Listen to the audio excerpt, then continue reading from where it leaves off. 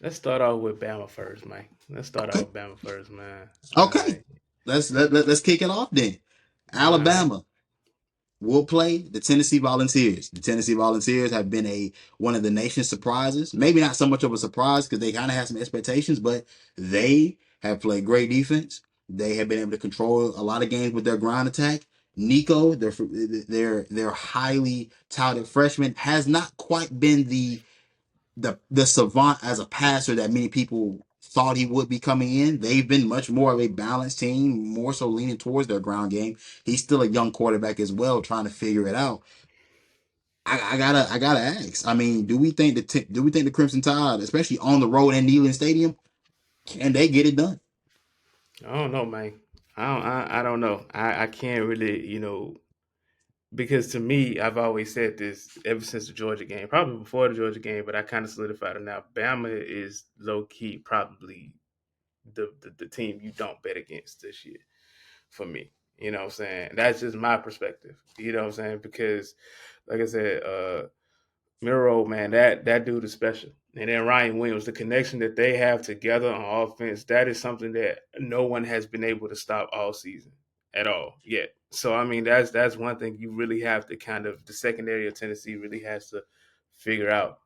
And like I said, the Bama's defense, I mean, it's Bama's defense, whatever. But I mean, I think offensively, it's gonna be a tale of like David and Goliath because you got a really good defense versus a really good offense, and that's gonna clash. That is gonna clash, at least for me. And I don't really think there's because the Georgia game was at home. Oh, Yeah. obviously that was you had pretty much your fans behind you the whole game. So I mean, technically, that was what it was. You in Neyland Stadium now, so you're on the road playing against a high ranked opponent, and I think it's gonna be how poised they're gonna be in that environment. Mm-hmm. You know what I'm saying? And I just don't see it like, oh, they're going in there and it's just gonna be, Tennessee. No, I just really feel like it's gonna be something. It's gonna be a dogfight for me. Um Fine, don't ask me final score because I don't know. I won't ask you final score, but here's what I'll jump in and say. Alabama for me has shown a lot of weaknesses that I did not expect Mhm. coming into the year. The defense being so vulnerable to any and everything, meaning the deep ball, meaning the ground game. I mean, especially for what Tennessee has done well this year, the inside run, Tennessee has manhandled a lot of good fronts, and they've been able to figure out how to win a lot of tough games. I think Tennessee is not the team to be played with right now. They are Okay. not the team to be played with. I got Tennessee winning this one, and I'll stand on. Okay. I'll have to stand Stand on on that that. one. I Stand on have that to one. because we got to. This is Jim Dropper Sports, man. We always try to give a little bit of knowledge, but sometimes we got to stand on the courage of our conviction. And I do feel very confident that Tennessee goes in and they get a win. Now I don't think it's a dominant win by any Mm, stretch. I think it's going to be a tight one. This is going to be a mm, great ball game. I think this is mm, going to be the game where, especially after watching what Bama secondary has not been able to do against Diego Pavia or against Lenore Sellers and even against Carson Beck in that second half, they are prone to the big play. What offense, if any, is capable of generating big plays by just their formations and how they line up and their alignments? Tennessee. okay. I believe in Josh Heupel and his offensive acumen to go in there and get a big win and be able to put that Bama secondary in flux because they're gonna have to play out in space. There, we know what Tennessee's offense is all about. These wide splits, get your corners and your safeties damn near, you'll be able to drive Noah's Ark through how far your corners and safeties are going to be apart when you play Tennessee, and they're going to put those guys out there and they're going to test them, and Mm-hmm. they will test them. And if your run defense, if Bama's run defense can contain Dylan Sampson, who is a problem, Dylan Sampson is a problem if you're not aware. You contain him, you got a shot. You do, you really do. But if you can't, and that young quarterback gets to lean on that ground game, and he does have some ability, you're gonna be in trouble.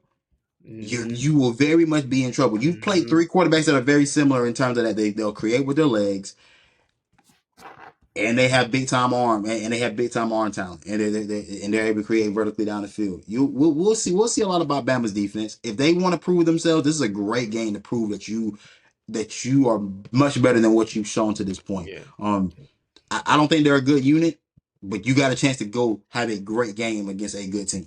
So yeah, yeah. I just think it's a tale of just the tale of the stars. You know what I'm saying? It's a tale of the stars with Nico and Ryan Williams, and it's just it's David and Goliath, bro. I'm telling yeah, you, it's about to be, and I think his thing. I really do think that Tennessee secondary is going to find a way to shut that down. But I feel like, and I think either for Ryan Williams as a receiver, this is going to be your biggest test this year. I think Georgia probably was, but I mean, you got a game winner against them boys. So I mean, right.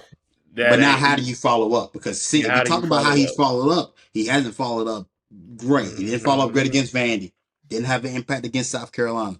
He's young. This is a true freshman. We're talking about a 17-year-old. So by no means are we switching up on the kid. But this is mhm. where we start to figure out have you hit that wall already? Like have Yeah, after that yeah. moment, have you already hit the wall and have teams already figured you out? Kalen Mhm, DeBoer, you as a head coach, will you step up to the plate?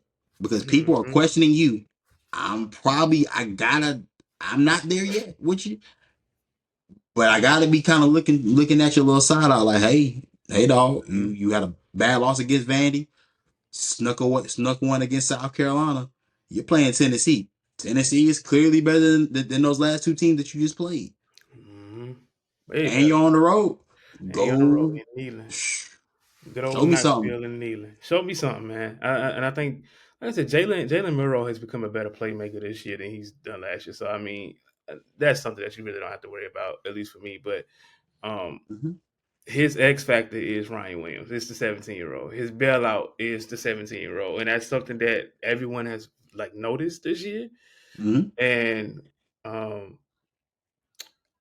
yeah, he's got to figure something out because I really do think Tennessee's going to come in and have a game plan for that. You know what I'm saying? Oh I yeah, feel like they can sacrifice Jalen because Jalen's going to be Jalen. They'll find a way to fix. But you give him his X factor, there ain't no stopping that. So I really do yeah. feel like Tennessee is going to find a way to you know And look, the contain the, that.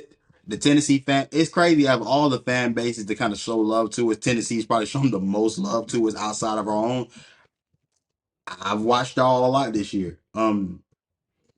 Do give me what I expect. I expect that defense to keep Jalen Milroe in the pocket, Hmm. and we will find out a lot about Milroe as a passer because he didn't have a great day against South Carolina. We will find out whether you can run the football because I still have not been impressed with Bama's rushing attack to this point either. And that's crazy to think that a Bama rushing attack has no juice because it does not. You know, But again, so weird, bro. That's so weird to it is say, a yo. very Like, odd. Alabama's rushing attack has no juice. Like that is a crazy statement, but they really have none.